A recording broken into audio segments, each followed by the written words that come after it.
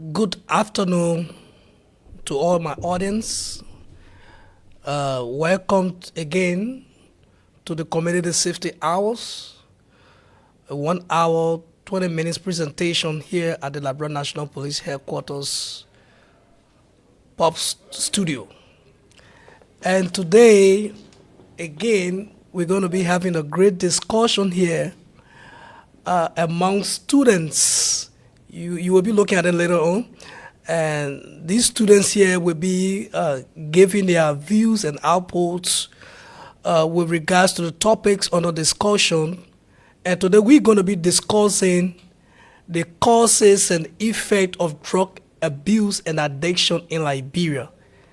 And also we'll be talking about child rights. So this discussion going to be discussed with students, adolescent girls mainly, from various high schools. They are here in studio. You will be hearing from them, and also we want to hear from you during the discussions so that your comments, your thoughts, and what you think about this is going to be very important for everyone else. So, in the twinkle of an eye, we're going to start by introducing our team of students here in studio, and of course you're going to be hearing from them.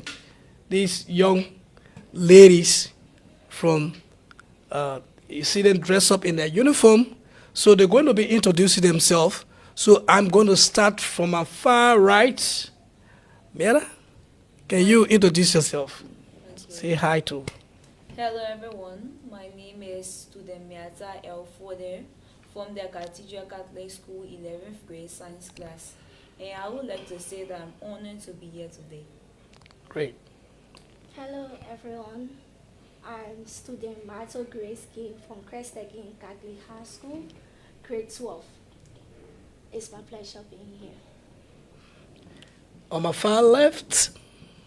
Okay, hello everyone. My name is Samuel Q. Brown, and I'm a graduate of the Crestagin Catholic High School. Hello everyone, I'm Abina City Johnson from Crestagin Catholic High School, 12 Sons, and I'm a youth advocate who is passionate about empowering young people.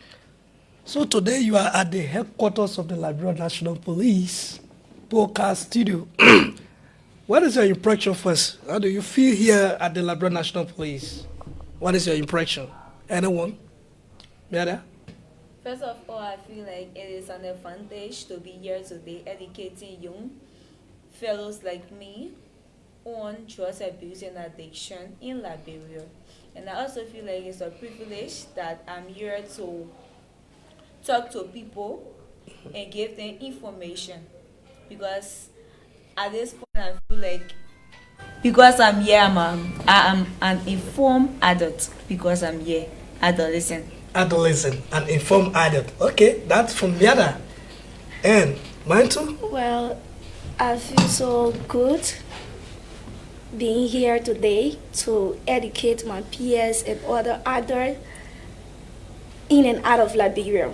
So to inform my peers about so many things, and if you listen to this, you will not just learn, but you will teach others about what we are about to say.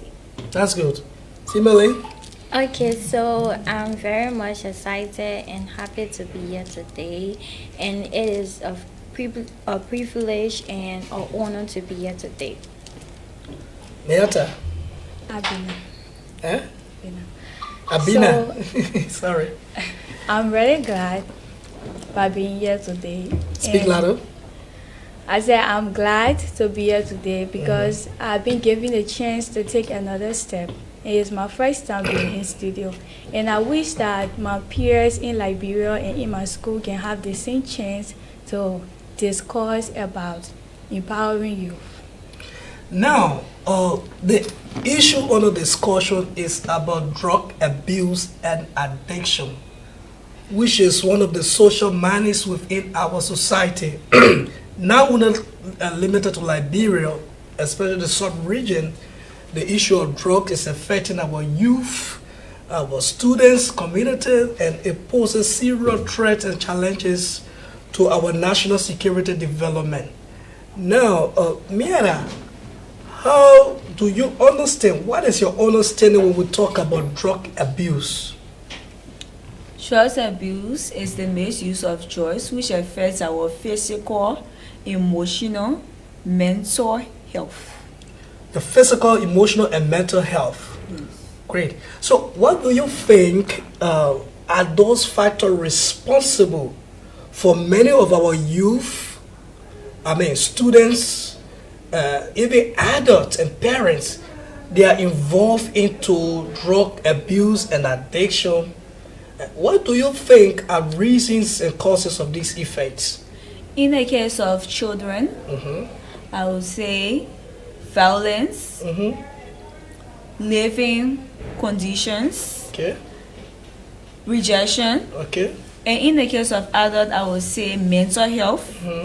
Then for youth, lastly, I would say peer pressure. Peer pressure. Yes. What do you think peer pressure is, and how does it affect a young student like you or people who are living within community in the school? Peer pressure is an influence of the mind Okay. in which young people harshly influence someone to do something by belittling them into doing something they don't want to do. So, Manto, what do you think is responsible for young people in Liberia to start using drugs? What do you think is responsible? Mainly, I will say lack of information, Lack of information, peer pressure, peer pressure, poverty, lack of parental care. lack of parental care. So you are saying basically that from the aspect of the social institution, we have various social institutions, right? Yeah. And the smaller social institution, but very powerful, we say is the family, right? Yeah. So what role do you think the family or parents have to play in bringing up the kids? So the role the parents have to play, parents as a parent, you need to be a supervisor to your children or child. You need to mentor them, you need to give them advice and tell them the harm in society and the good aspect in society if you take the right path. If you take the rifle path. Yeah. What are some of those common drugs that you see today people are being inflicted with in Liberia? We got cocaine, kush, Kush, okay. cocaine, kush, alcohol. Alcohol. Yeah. But in many of our dispensation, people don't talk about alcohol too much. What do you think about alcohol? Alcohol is a harmful substance, especially excess use of alcohol. The excessive use of alcohol. Yeah. How does it have a difference with the drug issue? No, it's similar. It's similar. To me, it's similar. Because Okay. alcohol is also a drug. Alcohol is also a drug. Yeah. But in many instances, you see parents and people allowing kids to go and buy drinks and take in alcohol above their limit and other things, and people think that it's something like, it's for bluffing, for pleasure, for flow show, and what have you. What advice can you give? As an adolescent, to the parents at first, to not send your child to buy alcohol or any such of liquor.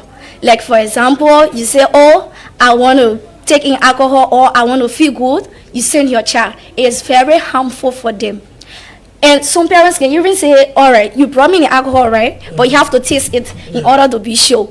Like that, you are like bringing the child into taking alcohol bit by bit, and it's very wrong. It's infringing on their right. So similarly, how does drug abuse affect student academic performance? Okay, so if a student you are going to school and then you are being educated. So if you start to take in drugs, first thing your mental health is Okay. affected. That's one thing I want for people to know, that once you start taking in drugs, your mental health is affected. So you notice that it will hinder your education in the sense that you will not be attentive in class, and you will not see the importance of the need of school, of you going to school. Because once you start taking in drugs, you feel that you are overpowered because you are living in this delusional world. That's what drugs do to people. Yes. Most of the time you see, they can tell you that, oh, the man wasn't to himself when he did this. And most of the time, they personally, because I've interviewed someone who was on drugs before. And then he said that the incident happened between him and a friend, and then he stabbed his friend. Okay. He said he saw his friend like chicken Wow. in his eyes. Yes. So in that sense, now it can affect your education. Imagine your teacher on board teaching and you hallucinating about things in your head. Wow. Yes, so it can affect you, and then it can lead to you dropping out of high school. You say, but why going to school for? You start to sit home. That's how it affects your education. Have you heard any information of some students taking in drugs and carrying it, maybe smoking it in school and taking it hiding among their peers and what have you? Yes. What do you think is responsible for that? Okay, so first, before we place the blame on one person, we need to place the blame on everybody. Okay. Because Society as a whole. yes, Okay. society as a whole. Yeah. Because most of the time, how does the child have access to drugs? Yeah. To be able to carry it to school? What's the means? Because I believe that if people, drugs that should be used for medical use, before you get, let's say, drugs for yourself, you should have a doctor prescription. Yeah. Because you can just go to a pharmacy and then you buy any type of medicine and then you start to take it. You must have a reason for taking a medicine before you take it. So that's another form of drug abuse. So yes, the people responsible is society as a whole. And most of the time you will find out that in the communities, adults are the ones selling the drugs. Yeah. And then most of the time you'll notice that people who are selling drugs, they are advising their children not to take drugs. Wow. But then they are selling it to other people's children. So what could be recommendation? Now you see the LPA, the Liberia National Police, now is taking some affirmative action to be able to combat these drugs. So what recommendation can you give to the Liberia National Police or the LDA in combating these harmful substances within our community? Okay, so before I give recommendation, I first need to get credit. Yeah. Because the LDA is actually doing well with the whole drugs issue. Because we're seeing changes and then we're seeing improvement. Okay. So my personal recommendation, it should be that if a person is, let's say, okay, so before you have access to drugs, drugs should not be accessible to human being. Let's just say people as a whole. And then I think people should hold on tight to the various borders where things come in and out of the country, and then to the rural area. Like LDA should put more focus there, investigate those farms, try and dig behind it, because most of the time people will say they're just growing ordinary crops, but if you check it out, some of them have wheat plantation, they have a lot of things. Because for drugs to be in Liberia like this, drugs were not in Liberia like this before. Yes. So for drugs to be in Liberia like this, it means that people are growing drugs in Liberia. Let's talk to Abena. Abena, Yes. can drug abuse lead to crime? Yes, drug abuse can lead to crime. In what way? Drug abuse can be led to crime in so many ways. Okay. For example, if a person has been addicted to drugs, that person's emotions, that person's thought and thinking are not going the right way. In school, they become violent, they become irritated by everything people do. So drug addiction can be led to crime. So Even in homes and in communities, they start to be violence on their children. They start to be violence on their wife or on their husband or people in their community. So how does that contribute to insecurity in community?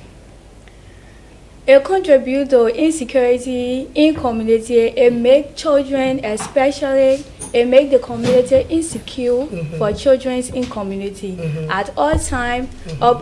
It even withdraw people from being friends with you because no one want to see my father abusing me.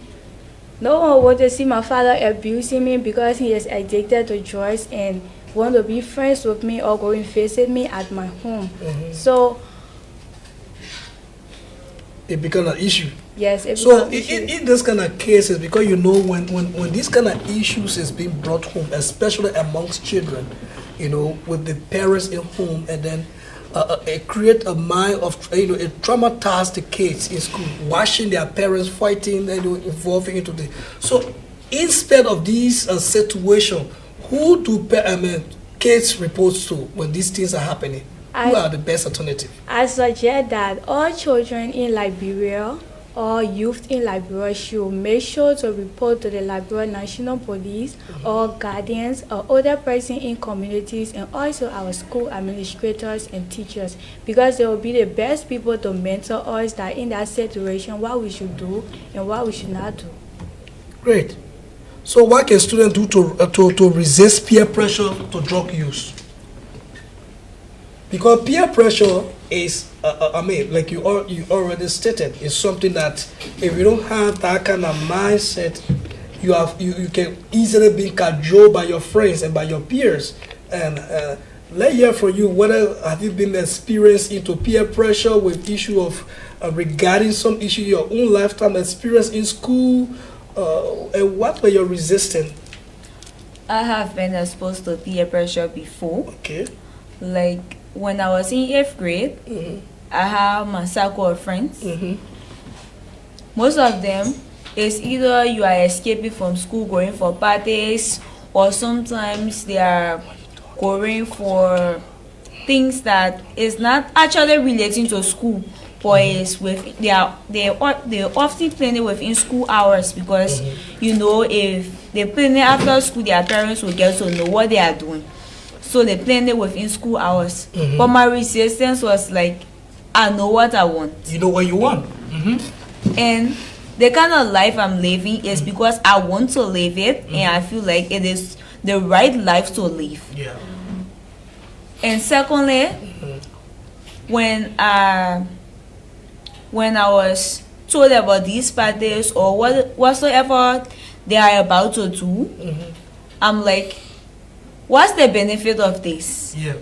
And what's the risk of it as well? The benefit and the risks. Yes. Yeah. So, you weigh the two and be like, if something is affecting me more than it's benefiting me, what is the use? What is the use? What is the purpose of doing it? So, I would say that one of the key ways to resist peer pressure of trust, abuse, and addiction is being focus-minded. Focus-minded. Knowing your purpose and knowing what you want. Yeah. And second of all is being informed. Yeah. Being an informed person. Yeah. How can drugs affect me? Yeah. How does it affect my education? How can drugs benefit me as a person? Yeah. How can it help me move forward? And how can it carry my life backward? Yeah. And lastly, I would say having your self-confidence. Your no should be your no, and your yes should be your yes. Your no should be your no, and your yes should be your yes. Self-confidence. Wow. Yes. That's great. So now, in order to tackle these problems, it requires a holistic approach. And the Liberia National Police is one of those entities in line with the security to be able to combat this drug and whatever. So how can the Liberia National Police and community work together in reducing the effect of drug abuse and addiction? For me, from my perspective, I would like to give a big hand of applause to the LDA, because according to research, I know that in 2020, during that time, you have 10% of Liberians, youth, taking in drugs. But when you read back, you notice that it have reduced to 9%. And the LDA arrest from in 2020 was 1,085 drugs related arrests, but now it have increased to 2,000. I cannot get the specific number, but it have increased to 2,000 drugs related arrests from in both rural and urban areas.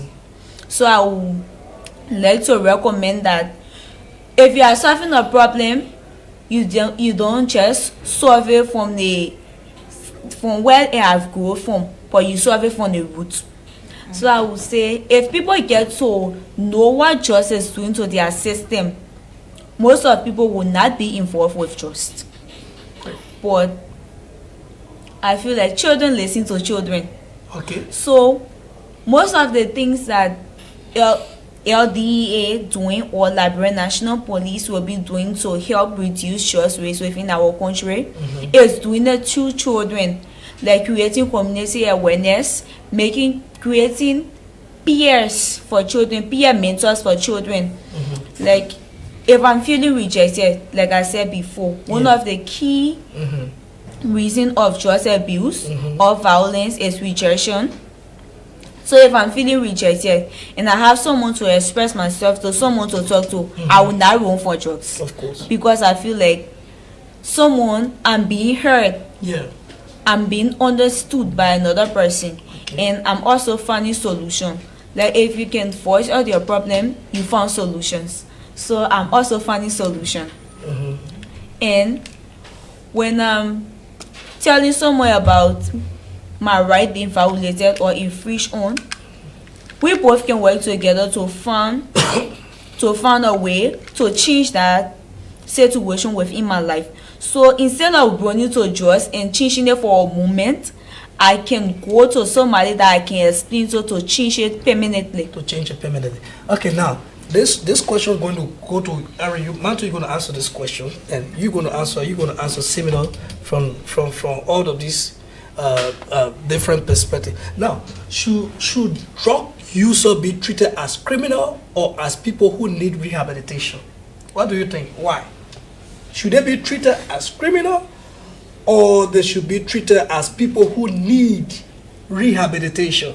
They should not be treated as criminal. Okay. They should be treated as people who need rehabilitation. Firstly, I can say they are suffering from mental issue, right? Something that has to do with their mind. So they need help. We have to help them solve that issue, that health issue. But we see most times the Zogos, people who live in the community, they have been affected by drug abuse and addiction. But we see people driving it away, beating on the, go. So if your sister or maybe your relative, some of them, if they were being into drug addiction on the street, moving around, will you be able to accept them into your home? If I tell you that my elder brother is like 11 versus Zogo, will you believe that? But not one day I throw him away. Okay. I see him like someone who need help. I always see him like someone who need like mentor, who need treatment. Okay. So he should be taken to rehabilitation center, right? And the people we should be focusing on, because with every problem there is a root cause of that problem. Root cause, yes. So you face the root cause, not the surface. Yes. The Zogo are just the surface of the problem, right? So the root cause should be the drugs dealer, those who bring drugs into our country. Trafficking the drugs. Yeah, the root cause of the problem. So the law enforcement against drugs should be enforced. That rule of law, that law that enforce drugs, like it should be abolished. Drugs should be abolished. It should be limited. If it cannot be abolished, it should be limited. Yes. Okay. So we should not treat them like criminal. We should treat them like someone that need help. Similarly, let's look at you from your own perspective. Should they be treated as criminal because they take in the drugs and then they go about to do X, Y, Z? So do you think that they should be treated like criminal? They should be ostracized in society? What do you think? Okay, so I would firstly like to agree to disagree. Okay. So the reason why I'm agreeing to disagree is because that treating them like criminal in a sense that it doesn't mean that you should beat on them. And also treating them as somebody who need help, it doesn't mean that you should totally trust them. I hope everyone getting what I'm saying. Yeah. So like you can know that somebody need help and then you render help to them, but you can also be cautious of the person. Because sometimes you that doing good, your good can end up biting you. Okay. So my own understanding is that we should treat them with kindness, but we should not forget ourselves, because after all, they are not in their right mind. So just as you rendering kindness to them, you should also be cautious. Also be cautious. Yeah, but I'm saying you should beat on somebody. Don't beat on them. Yes. But be cautious of Be yourself. cautious Abina. of yourself. Yes. Can you please ask the question? So what do you think about drug users? Should they be treated as criminal? Should they be charged, sent to court, sent to jail? Or do you treat them as people who need rehabilitation? I say that they should not be treated as criminal.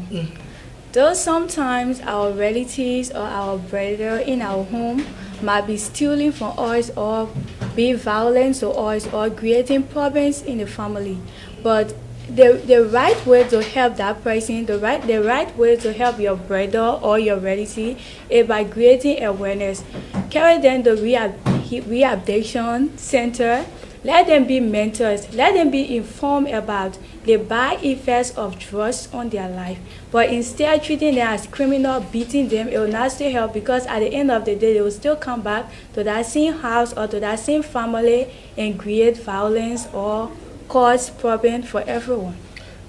So, in the future, Abina is now the Minister of Justice or the Inspector General of Police. What will you do to fight this kind of madness in the society? What will be your fight policy as you hear the Minister of Justice or you are Inspector General of Police? The first thing Abina City will do is I will make sure that everyone be aware of the risks of drugs on the society or on that person. I will make sure that many rehabilitation centers be open in Liberia, and I will make sure that mentorship programs should be in community, in school, and we should have programs in school for youth. Some of us, we just hear about drugs abuse, but we don't have full idea on what is drugs abuse. So let us be taught about the risks or the bad effects of drugs abuse in our school, and then we'll come to our communities. So if I was the Inspector General of Police, I will open mentorship program both in school and communities, and I also make sure that everyone be aware about the risks of drugs on the society or on them. So you're going to be focusing more on preventive measure. That's what you say. Yes. Okay, similarly, let's hear from you. You are the Inspector General of Police or the Minister of Justice. You just been appointed in the near future to come. What will you do? Or what advice will you be able to give in terms of tackling the issue of drug abuse? Okay, so for me, if I'm elected, I'm already elected and I have the position. Not election position, you are appointed. Appointed, okay. I'm already appointed as the Inspector General. The first thing I will do is get involved. Okay. You know, most of the time people can say the leaders don't know what they are leading. So you get involved in a sense, you get outside, you see things. Instead of just sitting in your office, because most of the time people can just sit in office, like what you're doing right now. So if I were to be in a position, I will follow your footsteps. Okay. In a sense, I will create awareness with students, try my possible best, and be friend to people so that I can get more information and better the country, like my friend said. I will also carry on awareness and then give back to the people what they gave me, because I'm there to serve. Yeah, but you also you are also the enforcement arm of government. Yes. In terms of prosecuting, in terms of law enforcement, whatever. Yes. What are those You want to come in, man? Then you're from man. Can I come in? Yeah. So, the first thing I will do is that I will make sure the borders they are connected to my country. Okay. I'll make sure I put police officers that will make sure they check every car, Okay. every individual that pass that border, in order to check them for drugs, not for ordinary things. But sometimes you get limited constraint. You won't work, but sometimes they say Toto want to box, but his hands are short. Sometimes you are the Minister of Justice now, or you are the Police Inspector General, and then you want to do all the, but the logistics is the constraint at times. Sometimes the constraint, you ask other people for help. Okay. Some of the constraint can be phoning. You ask government for help to strengthen those borders. And secondly, to support or let's say support or improve rehabilitation center. Good. Because if you are like I start from the root cause Yeah. black borders and make sure they check. Yeah. If they are checking, they are now focused on my youth that are in my country and get into rehabilitation center, carry their own therapy and counseling as an inspector. Wow, that's great. Then you're from the Inspector General of Police. Get the position. We'll see who gonna make the position heavy. Minister of Justice, let's go. Me being the Inspector General of Police, first of all, you start something from the prevention before the kill. Okay. So, I was first, let's start with the prevention main source, because some people are already into it. So I'll go with both the preventions and also with the cure. So, prevention in the sense of sharing information. Okay. Information sharing. Yes. Making people informed that trust is not good for you. No matter how you twist it, it's not good for you. Improving rehabilitation centers and building more rehabilitation centers, because I feel like Liberians don't have many rehabilitation centers. And third of all, I will make sure that people are putting in charge of places like raiding drugs areas, the borders, and just people in that positions like that. I will make sure there are people that are trust. Okay. Because when you trust someone to do that kind of job, I will make sure that within that kind of sector there will be no compromising. Because the more trust, the one of the reasons trust is coming in the country is because you have people compromising if it comes to the borders. If it comes to people allowing just to come in, you have people compromising on things like that. So I will make sure that the people are trust, there will be no compromising. Once you are caught in compromising, if it comes to drugs in Liberia, coming in the country or even being sold to a specific area, I will make sure that you get discharged from your position, because that is one of the key aspects that is bringing poverty within Liberia. Because most people that are supposed to be productive in Liberia, when they are getting exposed to drugs, you notice that instead of them being asset to Liberia, they have become a liability. Okay, that's good. Okay, well, folks, listening audience out there, you have it. The case here, giving their perspective on the issue of drug abuse and addiction. How can it be prevented within Liberia and other parts of their community? They have been giving their view and perspective on a variety of issues. They talk about peer pressure. They talk about the issue of resistance. They talk about the issue, the fighter of environmental fighter poverty, and all these concerns are issues that are causing some of the rapid increase in addiction and abuse.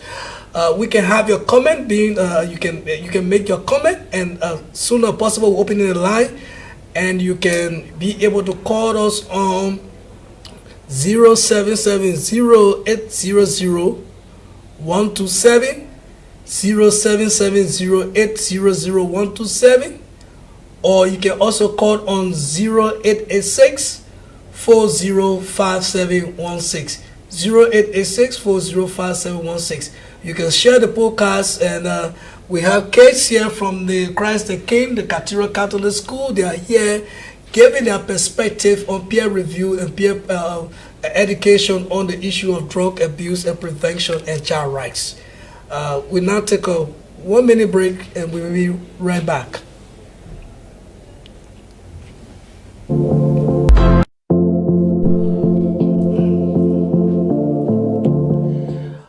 Okay, welcome back to the Community Safety Hours. Again, we just came on a break, and then our studio guests, they are all here again after giving a very, very vivid discussion and brilliant thoughts on how drug abuse and addiction can be prevented in Liberia, specifically how can they be able to collaborate with the Liberia National Police and other security apparatus, what are the roles of families and what role community people should play in helping to curtail this madness in society.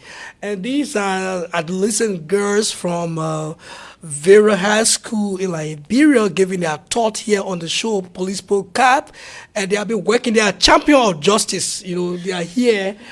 We train them also. We are conducting training for them in various aspects of law enforcement and different kind of training. And sooner or later, you'll be having a debate team here that will be debating on variety of issues with regards to peace building and the rule of law. So these kids, they are well intellectually sophisticated, and you listen to them, and they are here giving some real fact-finding issues with regards to the madness in society. Now, girls, Manto, say Manto, Miata. So do you believe that drug abuse is one of the biggest threats to youth in Liberia? Yes. Why do you think so?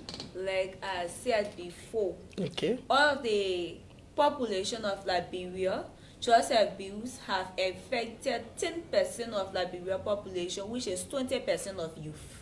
Mm-hmm. So it has been a very, very crucial situation if it comes to Liberia. Because most of, if you kind of notice, like I will give you a scenario. Yeah. Most of the time when my uncle returned from Germany, Okay. he goes to Brush Street and he dressed like somebody also involved with drugs. He communicates with them. You will notice that most of these people on Brush Street or taking drugs in some parts of Liberia are people with talents, are people with good mind. So if these people were just together and coming back, being productive people in society, Liberia will be far better than the way it is. Liberia will be very far better than the way it is. Yes. Wow. So, Manto, now, you know, fighting drug also require a collaboration. The police, do you believe that the police can do it alone? No, It's a 50-50, right? 50-50. 50-50 rule. So what message do you have for community leaders, community dwellers in communities where you see drug is being prevalent there and whatever? What can the community people do? What can community leadership do in helping the police to be able to combat these drugs? So community dwellers, community leaders should report just leader. Okay. For example, you have an individual in this house that is selling drugs in a community. You make sure you have all evidence. If you even feeling suspicious of that, you can inform the police. Well, somebody said, no, Manto, somebody are saying that, oh, but that the drug gave me all money for all to send our children to school, that the drug doing this, that the drug doing that. I will tell you that the drugs is spoiling the society.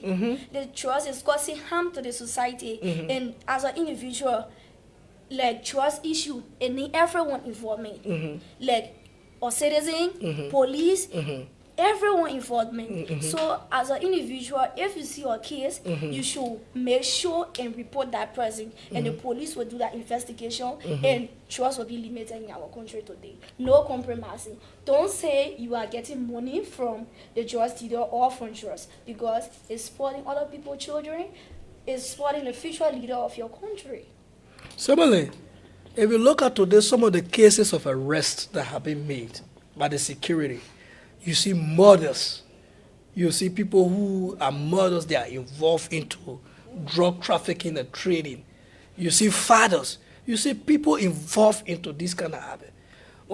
What does it signal to the student? What does it signal to the kids who are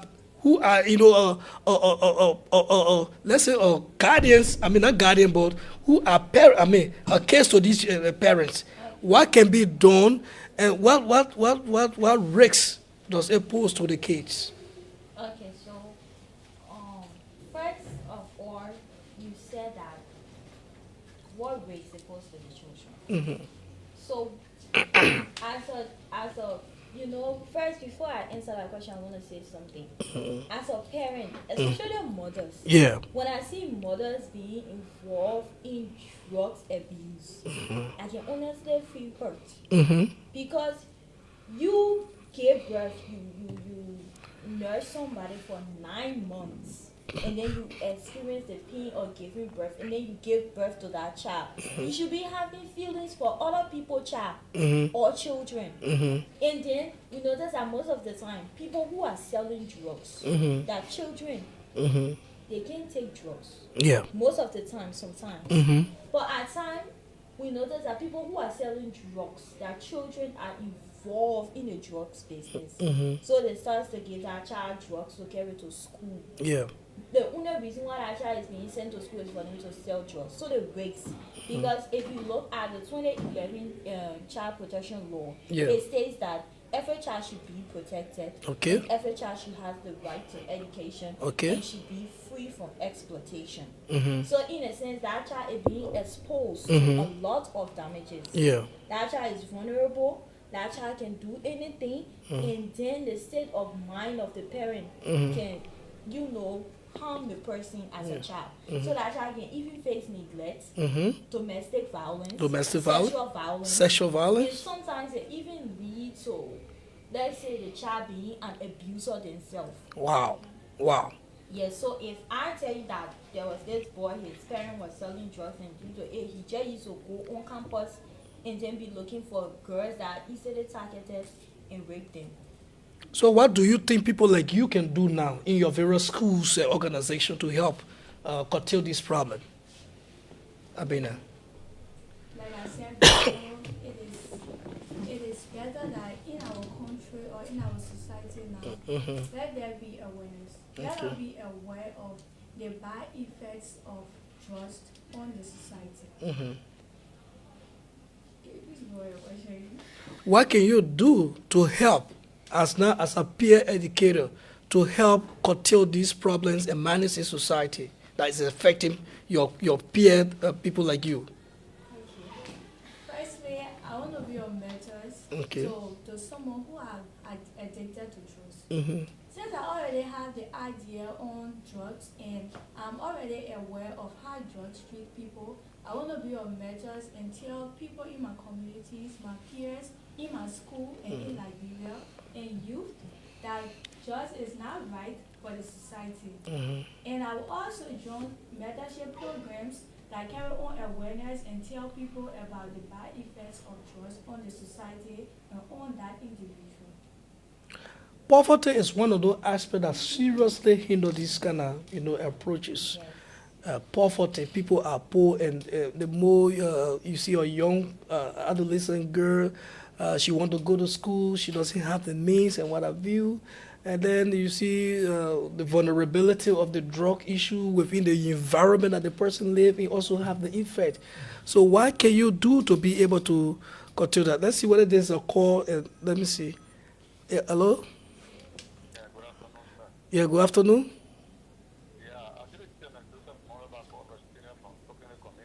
Okay.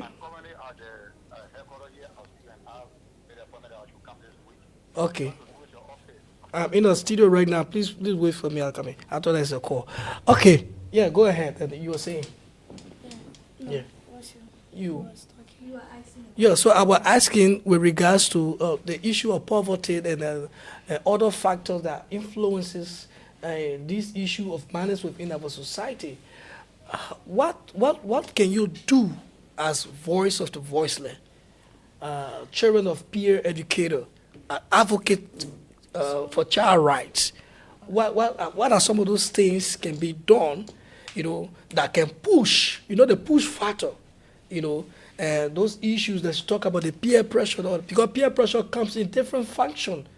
Poverty can also be one of the influential factor of peer pressure. So how do you think this can be curtailed, and what role you as children voices can play?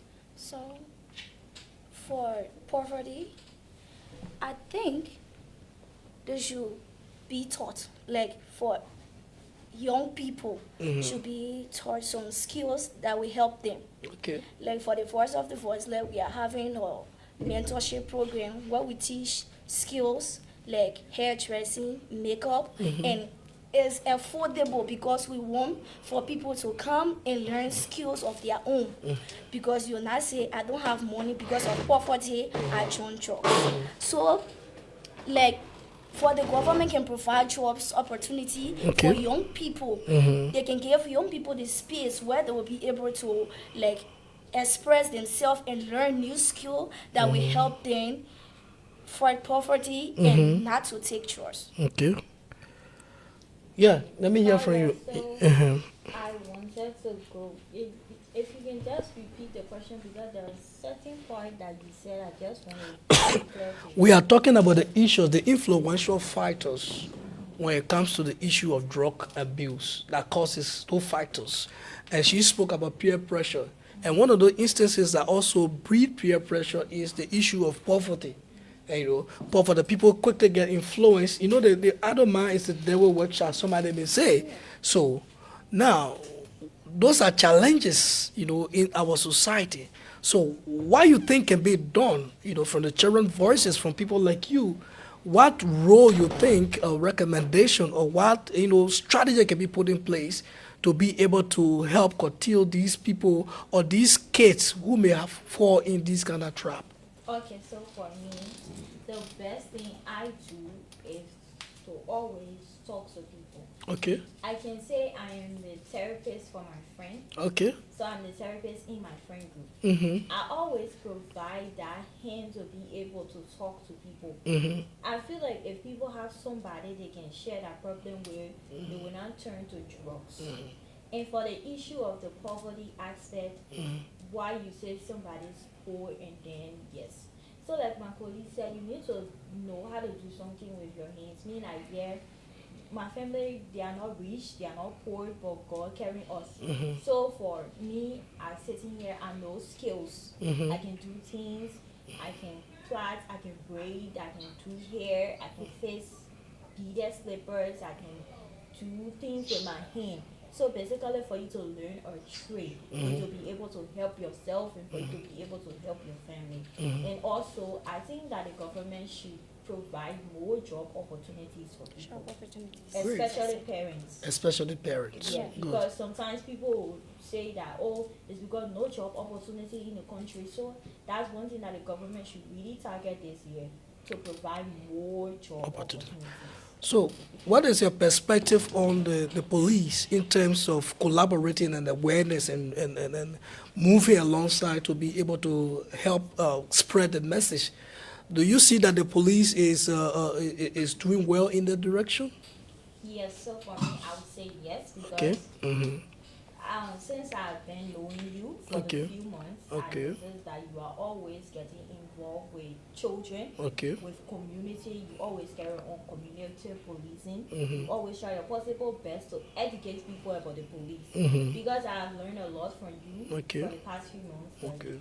things I didn't know how to, especially on the rule of law, Yeah. governing myself. And these days when I'm working in the streets, I'm always careful. Okay. Due to the workshop and training we had, I know where to cross, I know when to cross.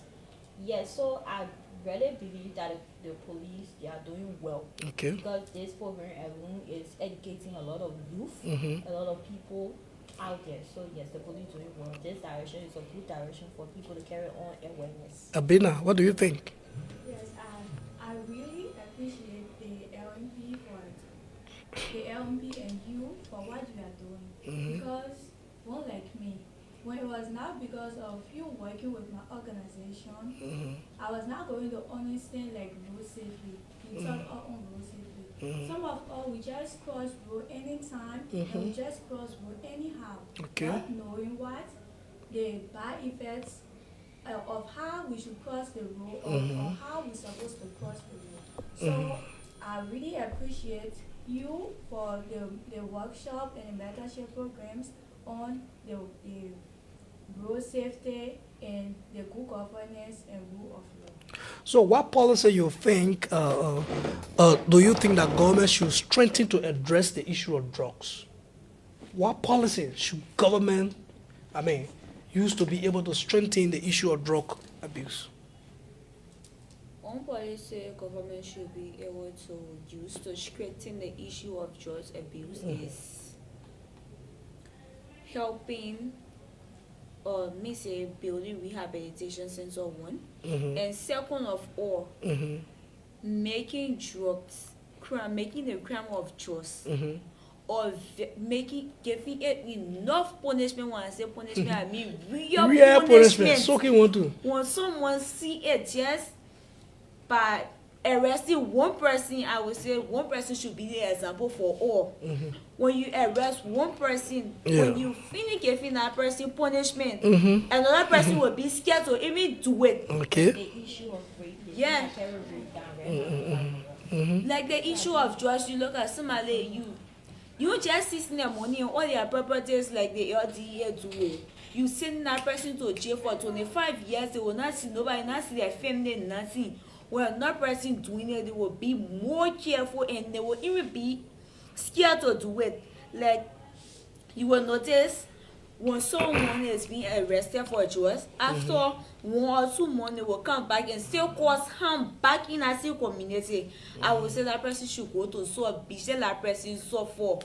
When that person when that person sees them, when that person sees them, they should be able to know that when I do this, when I've seen her suffering, when I do this, I can't be able to go back to that suffering. Be able to be forced to do something else that will help their family instead of just living their own poverty and saying justice. The only thing I can be able to do, because most people saying are doing just because just get fast money. They get so many other things that get fast money again, legal things that can even help you more than just can even do, because when just that fast money just giving you as just giving just can be taken at the same time, because when just give you that fast money on LDA cash you, that same fast money just giving you, they will clear everything they carry.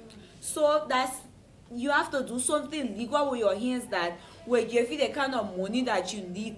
Be productive, help yourself instead of using your situation to do illegal things. That's why I would say they should make drugs punishment very, very severe.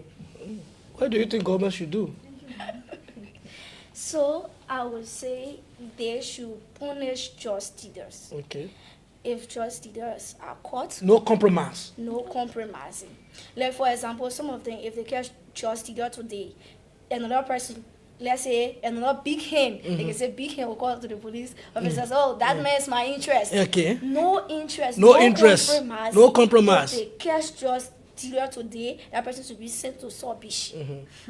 Wow. And secondly, they should provide health care, they should enforce law, they should advise police that are at the borders to be very curious and check properly every car and individual that will pass that border, not to bring drugs into our country. Oh, similarly. Okay, so I would like to say similar thing but different. Okay. So for drug abuse, for it to be seriously serious, the same way we limit the issue of rape, Guys, a comment there? the same way we limit the Guys, issue a comment? of rape, Okay, we'll start we reading should after. also be able to provide severe punishment. Okay. I feel like people are led with. You feel that you think that the way they slide. Yes, because like if you will see somebody will be doing drugs and then they go arrest you, and then you will be like, I really admire the case with the LDA in Bokero. I enjoy that case. Okay. And I like the way the police handle it. Okay. So while you be president, you be vice president, even Joseph Boakai, if they catch him with drugs, you handcuff him. Nobody is above the law, right? Nobody is above the law. Okay. So we are all equal Equality. in the eyes of the law. Yes, Okay. that's equality right there. Okay. So if you handcuff the person, and then you should, I believe that 25 to 30 years, the Imprisonment. sentence should be increased. Okay. Wow. Trust you. So you are the justice minister. Those are action you are president. Yes. Okay. Because people will be like, it's just me. Till it happened to you. Okay. Until it happened to you. Yes, imagine you seeing your child, productive child, Yeah. somebody who doing well. Yeah. Then all of a Sudden. sudden, the person just start taking drugs. Oh my God. And then the person is poor. Yeah. So I believe that the sentence should be higher, and then the people that should be in the field of the drugs dealing area, what handling the issues of drugs. Oh, I dear. believe that they should be transparent. If they are not transparent, what should happen also? They too should be punished. Should be punished. Because you see, the police people, they having punishment for police who defy the law. Yeah. So And we have a complaint area. We call it the what? The professional what? Professional standard. The professional standard. Yes. So Yeah. if you find out that somebody there's a rotten fruit in the organization, you'll be able to get rid of that rotten fruit. Take that fruit off. One apple Yeah. spoil. One apple spoil the whole tree. Oh, Put it Abina. out. That year from then we can go to the comment and then have a last round for you guys. Okay, so many are times in Liberia, the reason why we search jobs more often is because we feel that our punishment are less. Yes. Like my colleague said, they'll only send you to jail for 2 more and 3 more, and you still come back in the country and sell that same drugs. So if we see that there is a very big, like where my colleague press on a big punishment that you get for that person, that even they will not just suffer, but their family was, and we not like the family. You don't want to be in jail, your family suffering. So like that, another person will not want to go and So if your family member, God forbid, were caught in the drug, they must be, whether you look at it, if we can say Joseph Baka should be punished, then what happened to my If my uncle or even my pa or my mom, they catch my mama say, hey, her punishment may be worse. Okay. Because if you woman or you parent, I hope you listening. Cinema Lane, your mother is listening to you and notice. Yeah. I like that. listening to me, mama can tell you that spare the raw, you spoil it. Child, yeah. Even the Bible say it that you should be able to discipline. Okay. Okay, well, folks, now let us look at some of the comments, and then we will soon be having our party comment for this great discussion today. I mean, it was nice. I feel the fire of intellectualism being posted here from these wonderful girls from Christ the King and the Cathedral Catholic School. So let us now read some of the feedback. This is a great. Okay, can you read that? From Thierry Men. This is a great initiative by the Liberia National Police. This is innovation. I love how your studio guests are discussing the issues. Man, those kids in the studio are very intelligent. Oh, wow. Yeah. Another one. Let's see. Augustine Joshua Mayonga. Read. What are you reading? Yeah, read. I recommend you guys also be involving. We are the students from AME Zion University who are studying criminal justice administration to also share to the public some legal knowledge. I appreciate the Liberia National Police for such a unique program exercise in order to get the views of youth as relate to issues in the country's choice and security. This is from Austin Joshua Mayanga. Okay, Justin, don't worry. We'll be having some inter debate from various universities like AMEU, the University of Liberia, and the AME Zion Criminal Justice Department. We'll be calling you guys also. There's a discussion, and this community safety hour is a top provoking dialogue and initiative towards to be able to give ideas and education to peers. So thank you for your recommendation. Yeah. We have Bona Myers. With the help of these programs in our country, we are definitely going to have a shift in our drugs-related act. Okay, thank you, Bona. Thank you, Mr. Myers. Okay. Okay, we have B. Morris Koluba Jr. So, it's my name, watching from Ganta. Ganta City. Thank you to the girls for the wonderful presentation. So you see the point, I mean. Thank you too for listening. Yeah. Okay, we have Edmond Chie Jr. She made a point. No Compromise. compromising. Exactly so. Okay. Okay. Do we have more, or then we can now have our party? Okay. Yes, that's the root cause. Okay. Somebody said Ambassador Rodell Bahu. She said, yeah, that's the root. Somebody talk about the root cause. Okay. Yeah.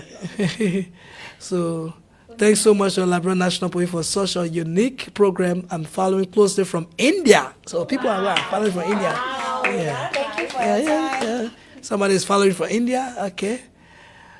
Okay, so following from Juba, South Sudan. Somebody is following from Juba, South Sudan. So those are. So now we're going to have our parting comments from this great discussion. So we're going to now start from you. Just we'll give you 1 minute each. Miada? Yes.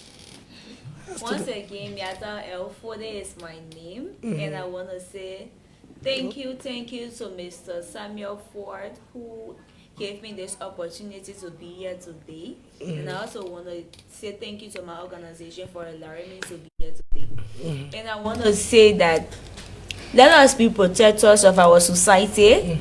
Let us say no to drugs. Let us report people who let us report drug stealers. Let us support people who are doing drugs, like creating rehabilitation centers and counseling them. And last of all, let us be people that will educate and inform people about the effects of drugs and how it is affecting our society at large. Thank you for listening. Mantle. So firstly, I will say thank you to the Liberia National Police, Mr. Ford. We say thank you for this great initiative. So my organization, our Big Brother Joe, we say thank you for having us here today. So to the audience, I hope you get the knowledge, you know the root cause of drugs, no compromising, and always be the one to report cases. The limitation of drugs need everyone participation. Thank you. Samuel. Okay, so firstly, before I go to, I would like to say a very big thank you to Uncle Joe. He's the overall man of our organization, always seeking our interests, providing opportunities for us. And I would like to say thank you to the Liberia National Police for working in close collaboration with our organization, Voice of the Voiceless. And then my last words for today will be, drug abuse is everybody's business. Everybody business. You done? Yes. All right. So, Abina City Johnson again. Like earlier I said, I'm a youth advocate who is passionate about empowering young people.